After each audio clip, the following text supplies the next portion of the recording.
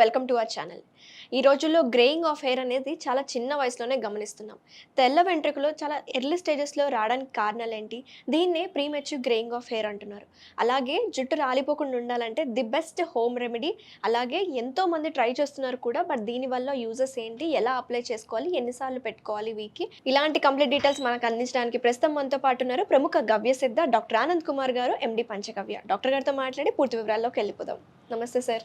ఓం నమస్తే జీ, వందే గోమాతరం. ఎలా ఉన్నారు? అద్భుతంగా అండి. సో ఈరోజు the best hair pack. So చాలామంది హెయిర్ ప్యాక్స్ వేసుకుంటారు, కానీ ఇలాంటి ఇంగ్రీడియంట్స్ వాడడం వల్ల ఈ గ్రేయింగ్ ఆఫ్ హెయిర్ కావచ్చు, హెయిర్ ఫాల్ కంట్రోల్ అవుతుందని చెప్పుకొస్తున్నారు కదా, ఏంటి సార్ దాని ఇంగ్రీడియంట్స్ ఏంటి? అయితే చాలామంది పూర్వం నుంచి హెయిర్ ప్యాక్లు ఉన్నాయంటే ఉన్నాయి. అయితే ఏం చేసేవారు అనేసి అంటే మైదాకులు ఉంటాం కదా మనం, డైరెక్ట్ మైదాకుని ఏం చేస్తారు అనేసి అంటే ఆకులు తెంచి దాన్ని బాగా దంచి దాని లోపల కొంచెము ఇంతకుముందు మన కాసు కొంచెం డికాషన్ కాసి బాగా కలిపి రాత్రంతా నానబెట్టి మళ్ళీ అప్లికేషన్ ఇచ్చేవారు అన్నట్టు. అలా అప్లికేషన్ ఇచ్చేసి కొంచెం ఎక్కువసేపు అంటే ఒక 4 గంటలు 3 గంటలు ఎండేదాకా పెడితే బాగుంటుంది అనేసి అలా పెట్టేవారు. అదొక పద్ధతి. అయితే ఇక్కడ ముఖ్యంగా గుర్తుంచుకోవాల్సింది ఏంటంటే ప్రేక్షకులు, ఏ హెయిర్కి హెన్నా పెడితే బాగుంటుంది అనేది ఒక నిర్ధారణకు రావాలి. దీని లోపల ఒక సుమారుగా మోస్తారుగా మనం వేసుకుంటే హెయిర్లో ఒక 4 నుంచి 5 రకాలు ఉన్నాయని అనుకుందాం మనం.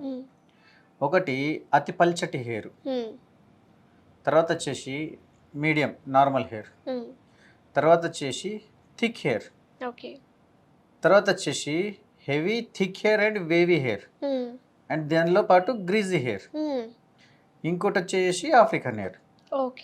ఇలా ఒక 4 నుంచి 5 రకాల హెయిర్లు మనకు అనుకున్నాము. అయితే ఏదైతే పల్చటి హెయిర్ ఉన్నదో దానికి మెహందీ పెట్టకూడదు. పెట్టిన అంటే బట్టతలలాగా అయిపోతుంది. నార్మల్ హెయిర్కి ఎంత పెట్టుకోవచ్చు టైం అని అంటే 10 నుంచి 15 నిమిషాలు 20 నిమిషాలు మాత్రమే పెట్టుకోవచ్చు. తర్వాత వచ్చేసి థిక్ హెయిర్కి ఎలా పెట్టాము, దాని లోపల ఏమైనా డర్ట్ గిట్ల ఏమైనా ఉంటే దాన్ని క్లీన్ చేయడానికి మనం రిఫ్రెష్ ఇవ్వడానికి వాడతాము.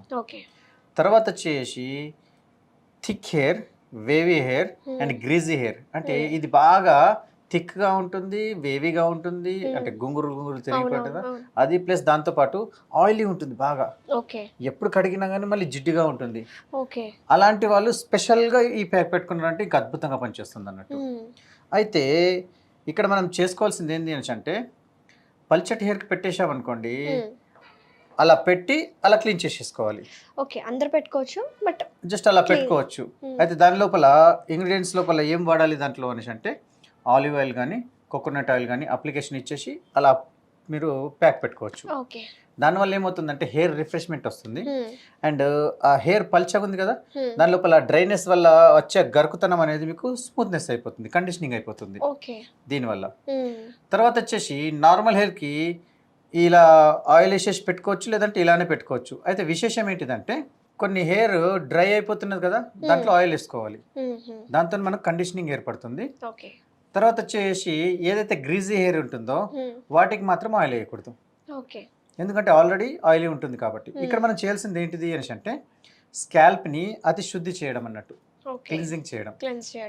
అయితే క్లీన్స్ చేయడానికి మనము యూజ్ చేసే పదార్థాలు కొన్ని ఉంటాయి. అయితే ఒట్టి మైదాకు పెట్టేదానికన్నా దాని లోపల ఈ పదార్థాలను మీరు మిక్స్ చేస్తే బాగుంటుంది. దానికి మొదటిగా నేను ఇంగ్రీడియంట్స్ ఉత్తమమైన పదార్థాలు తీసుకున్నాను. ఆ ఉత్తమమైన పదార్థాలు ఏంటంటే అంటే మైదాకులు. ఈ మైదాకులను బాగా నీడలో ఆరించి పౌడర్ చేసుకున్నాను దాన్ని. ఇక నెక్స్ట్ వచ్చేసి మన పంట పొలాల దగ్గర గుంట గలగరాకు అని దొరుకుతుంది. దీన్ని మనం హిందీలో ఏమంటాము, భృంగరాజ్ అనేసి అంటాము. ఈ భృంగరాజ్ని ఏం చేస్తాము, దీన్ని కూడా నీడలో ఆరబెట్టి బాగా పౌడర్ చేసి వస్త్రగాలితం చేస్తాము. నెక్స్ట్ వచ్చేసి ఇక హెయిర్కి రిఫ్రెష్మెంట్, స్కాల్ప్కి రిఫ్రెష్మెంట్ కావాలి, ఏదైనా ఇన్ఫెక్షన్ లాంటిది క్లీన్ అవ్వాలి అనేసి అంటే చేదు పదార్థం కావాలి. చేదు పదార్థం ఏముంది మనకు, మెంతులు. సో మెంతుల్ని నానబెట్టి మళ్ళీ దాన్ని ఎండబెట్టి మళ్ళీ దాన్ని పౌడర్ చేసుకున్నాము. ఇలా దీన్ని కూడా వస్త్రగాలితం చేసుకున్నాము. తర్వాత వచ్చేసి కరక్కాయ ఏం చేస్తుంది అని అంటే అతి గ్రీజీగా ఉన్న హెయిర్ అండ్ వాసన వస్తూ ఉంటుంది, జిడ్డుగా ఉంటుంది, డెడ్ స్కిన్ వెళ్ళదు, చుండ్రు అవుతుంది.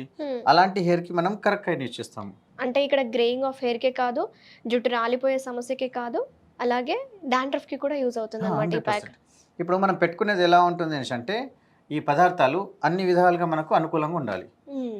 అయితేనే అది మన స్కిన్కి మరియు మన శిరోజాలకు రక్షణనిస్తుంది అన్నట్టు. ఆ విధంగా మనం చేసుకోవాలి. అయితే దీనికి నీకు స్టార్టింగ్లో మీకు చెప్పాను కదా, ఆల్టర్నేటివ్గా ఆయిల్ని ఎట్లా యూజ్ చేసుకోవాలి అని చెప్పాము.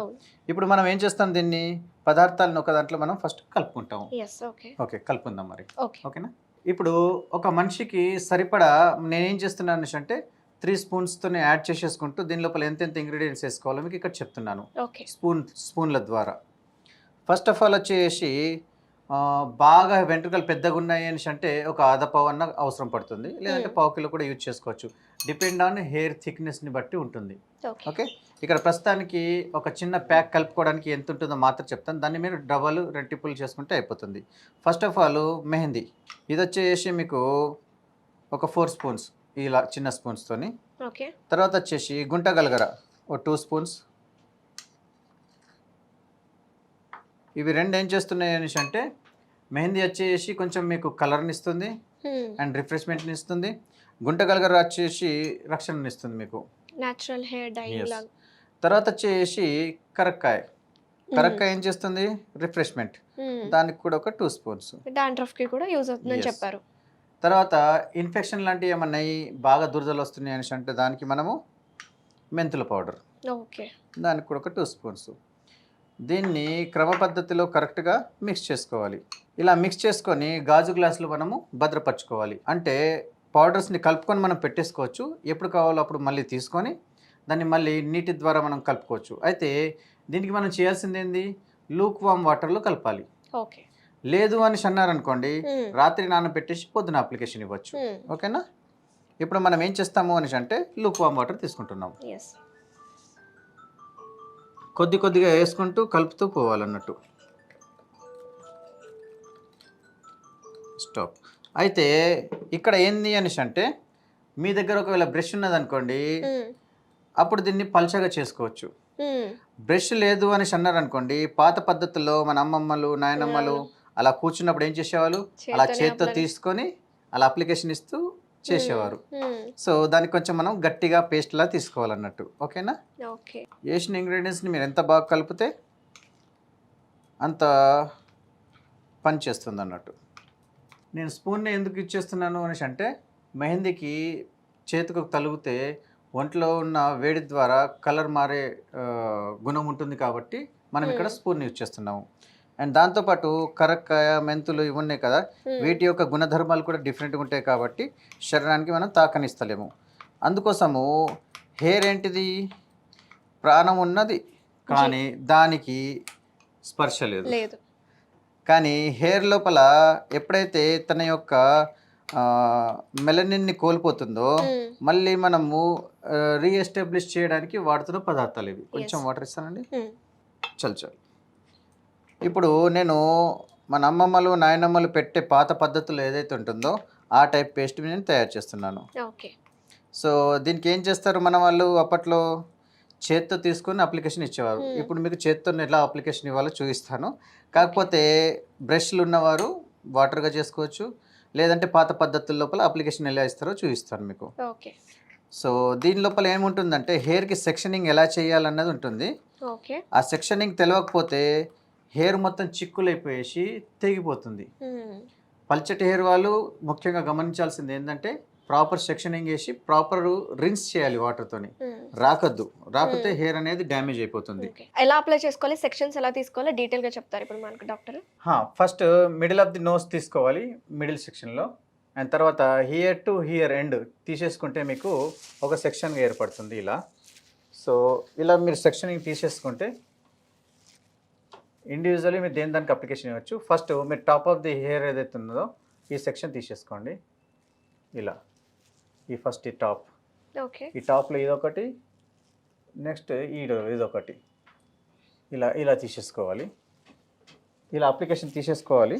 అండ్ దీనికి application first front, side okay కింద ఇటు side okay and back side. And దీన్ని అప్లికేషన్ ఇలా పైకి రాలి ఇలా Okay. అప్లికేషన్ ఇస్తూ వెళ్ళిపోవాలి. ఇదే పద్ధతుల లోపల సెక్షన్ బై సెక్షన్ తీసేసుకుంటూ మీకు టోటల్లీ అప్లికేషన్ ఇస్తూ వెళ్ళిపోవాలి దీనికి. అండ్ దీన్ని ఏం చేయాలి అని అంటే కొంచెం లైట్గా మసాజ్ చేసుకుంటూ పైకి అనాలి. దీనివల్ల ఏమవుతుంది అని అంటే హెయిర్ అనేది రిఫ్రెష్ అవుతుంది అండ్ కండిషనింగ్ అవుతుంది. దీన్ని మళ్ళీ ఇలా పెట్టి దీన్ని ఇలా కంటిన్యూ చుట్టేసేయాలి. దీనికి ఏం చేస్తాము, సెక్షనింగ్ క్లిప్స్ ఉంటాయి. లేని పక్షంలో దీన్ని ఇలా మూడేసుకోవచ్చు. ఓకే ఇలా ఉంటే దీనికి సెక్షన్ క్లిప్స్ పెట్టేసేయాలి. ఇలా మీరు ప్రతిదీ తీసేసుకుంటూ వెళ్ళిపోండి. ఓకే, హ్యాండిల్ చేయగలిగితే చేతులతోనే ఫింగర్స్తో హ్యాండిల్ చేయండి. లేని పక్షంలో కోమ్ లేదా టేల్ కోమ్ని యూజ్ చేయండి. మీకు అప్లికేషన్ అనేది కరెక్ట్ వస్తుంది. అప్లికేషన్ మీరు ఎంత ఇవ్వగలిగితే హెయిర్కి అంతా రిఫ్రెష్మెంట్ ఇది బాగుంటుంది.